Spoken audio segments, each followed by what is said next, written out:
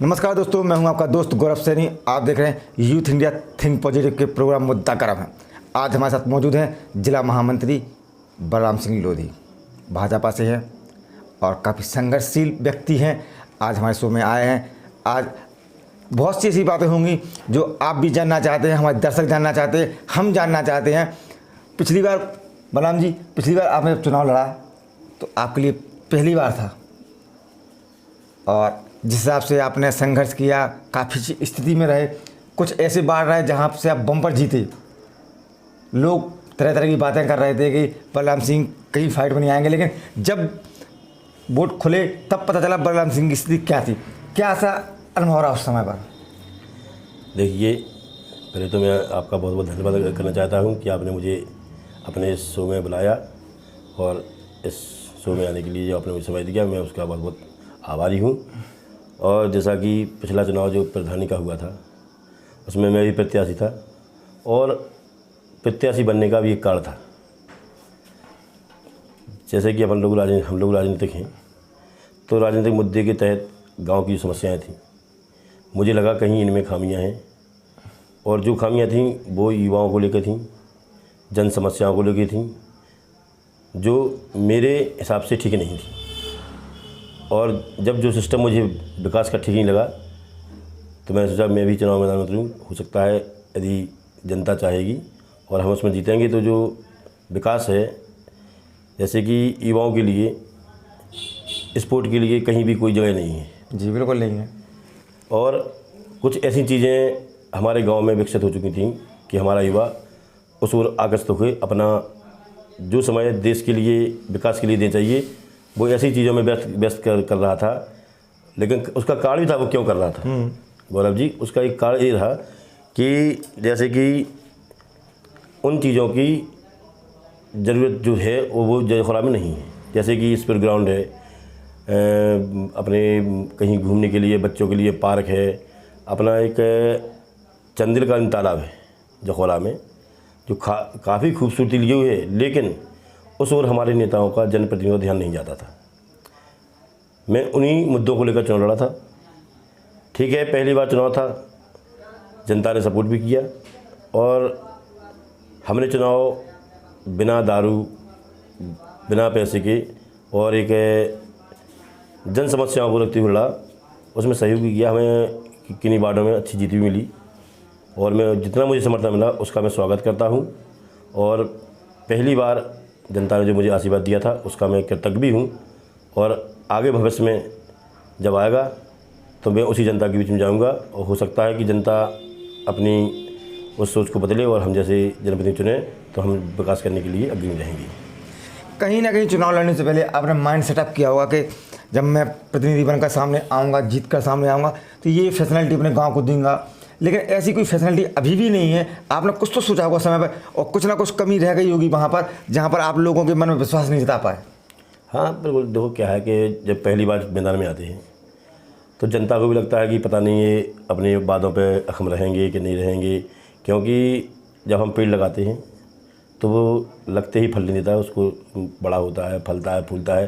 इस प्रकार हमारा भी हमने अपना चुनावी पेड़ लगा दिया है और आगे जाके निश्चित ही उसमें सफलता मिलेगी, क्योंकि जनता एक बार दो बार बिक भी सकती है, प्रलोभन में आ भी सकती है। क्योंकि आजकल जानते हैं चुनावों में कि फिल्मी स्टाइल में हो गया है, कहीं दारू, कहीं कुछ सरल प्रलोभन देते हैं जो प्रत्याशी होते हैं, जो अपने को बिजनेसमैन समझते हैं, वो अपना पैसा लगाते हैं फिर बाद में कमाते हैं, उन्हें विकास से कोई मतलब नहीं रहता है।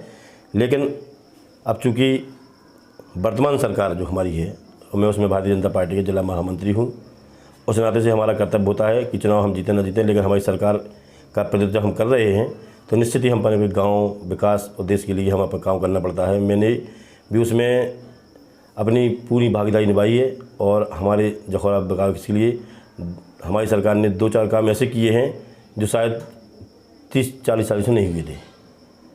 कुछ हमारे ऐसे रोड हैं जहां हमारे जनता को आने जाने में बड़ी दिक्कत थी, आज हमारी सरकार के द्वारा वो किए जा रहे हैं, वो कुछ हो भी चुके हैं और आने वाले समय में भी और अच्छा विकास हमारी सरकार करेगी। जैसे अभी आपने बताया आप भाजपा सरकार में जिला स्तर पर मुख्य पद पर हैं, तो वो राज्य की सरकार हो गई। अब हम अपनी आम भाषा में कहें तो जो गांव की सरकार होती है, इसमें कहीं ना कहीं आप इस बार एससी सीट आई है तो कहीं ना कहीं चुनाव लेने का अन्य जगह पर मौका है, तो क्या आप बीटीसी या वार्ड मेंबर कहीं हाथ आजमाना चाहेंगे? वर्तमान समय में जो हमारी सरकार ने जिस समाज जाति को अभी तक प्रतिनिधित्व नहीं मिला था, उसको प्रतिनिधित्व देने की चेष्टा की है कि सभी को इस संविधान के तहत बराबर मौका मिले, और उसी के तहत आज हमारे ग्राम में जो एससी सीट आई है, मैं उसका स्वागत करता हूं। और अब हमारी चुनाव लड़ने के बाद तो हम देखेंगे कि अपना गांव का अच्छा व्यक्ति गांव का प्रधान बने, गांव का विकास करे। और अब जिला पंचायत है, ऐसी सीट है, हम लोगों ने भी जिला पंचायत में हमारी सरकार, जिला पंचायत महिला ओबीसी है। हाँ, तो हमारी सरकार जिसको भी टिकट देगी लाएगी, हम लोग संगठन के आदमी हैं, हम लोग उसके साथ रहेंगे। और रही अपने गांव की बात, बीडीसी है, अब हम अच्छे प्रत्याशियों का चयन करें, और हम सभी लोगों से निवेदन भी करेंगे कि अच्छे प्रत्याशियों का चयन करें और अपना वोट बेशकीमती मानते हुए उसको प्रलोभन के तहत ना दें, अपने दिमाग से, और पढ़े लिखे स्वच्छ व्यक्ति को दें जो आगामी समय में हमारे आने वाले भविष्य को अच्छा एक प्लेटफॉर्म दे सके, जिससे हमारे बच्चे और जो आएँ तो एक स्वतंत्र वातावरण में काम करते हुए हमारे देश का और गांव का नाम रोशन करें। चलते चलते एक और सवाल आपसे पूछना चाहूँगा, गांव के विकास के लिए प्रधान कितना महत्वपूर्ण होता है? तो गौरव जी, ये बता दूं कि भारत सरकार से लेकर कोई भी जब योजना चलती है तो जब वो विकास के पटल पे आती है तो उसका मुख्य विकास प्रधान के माध्यम से ही होता है। यदि हमारे गांव के जनता, हमारे गांव के जो वोटर हैं, यदि वो सही प्रत्याशी का चयन कर लेंगे तो निश्चित ही आने वाली जो योजना है, सारी योजनाएं आकर के धरती पटल पे आती हैं, चलती दिल्ली से हैं, लेकिन विकास करना पड़ता है। हमारे गांव का एक प्रधान पद मुख्य विकास का इस चीज़ में चाबी है। अगर ये सही चाबी हमने चुन ली तो निश्चित ही विकास चरम पर होगा, क्योंकि विकास यहाँ से होना है, विकास प्रधान के माध्यम से आता है। चाहे कोई भी काम हो, आता है वो प्रधान के माध्यम से, और प्रधान को उसको करना है। यदि ये हमारा प्रधान अच्छा होगा तो निश्चित ही सरकार की जो मनोभावना है विकास करने की, अंतिम व्यक्ति तक पहुँचने की, जो सरकार की वो है मंशा, यदि उसको हमने सही चुन लिया प्रधान को, तो निश्चित ही आने वाली योजनाओं का क्रियान्वयन सही व्यक्ति तक पहुँचेगा और सही दिशा की ओर जाएगा। अब तक जितना भी विकास हुआ जखौरा गाँव में, कहीं ना कहीं आपको ऐसा ही लगता कि जबरदस्ती थोप दिया गया हो? हाँ, बिल्कुल। मतलब ऐसा नहीं है कि विकास को खींच कर लाए हों, आप मांग कर लाए हों, आंदोलन से लाए हों, तो ऐसा आपने कभी देखा अब तक के जो पिछले प्रधान आए उनको लेकर? आप कभी ऐसा प्रधान बनना प्रयास करेंगे कि हम विकास को लेकर आएंगे? क्योंकि एक प्रधान और एक लीडर में बहुत अंतर होता है। आप प्रधान चाहते हैं या लीडर? बिल्कुल, प्रधान वही सही होगा जो लीडरशिप कर सके।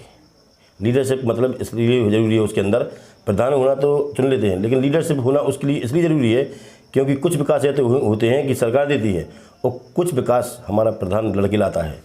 और यदि जनता के लिए लड़ने वाला प्रधान होगा तो निश्चित ही वो जो अभी नशा, दारू या जो चीज़ चलती हैं उनकी तरफ ध्यान ना देके, और जो हमारी आने वाली भविष्य की पीढ़ी है, हमारे बच्चे कैसे स्पोर्ट में आगे निकले, हमारे सांस्कृतिक कार्यक्रमों के माध्यम से जो सरस्वती माँ ने कुछ बच्चे ऐसे देते हैं कि वो छुपे रहते हैं, गरीबी के आगे वो निकल नहीं पाते हैं, उनको उभारने के लिए कुछ ऐसे कार्यक्रम किए जाएँ, ऐसे क्रियान्वयन किए जाएँ कि जो वो आगे आए और उनका सपोर्ट किया जाए। वही बच्चे देश और विदेश में हमारे देश का नाम रोशन करते हैं। और रही लीडरशिप की बात, तो लीडरशिप बहुत ज़रूरी है।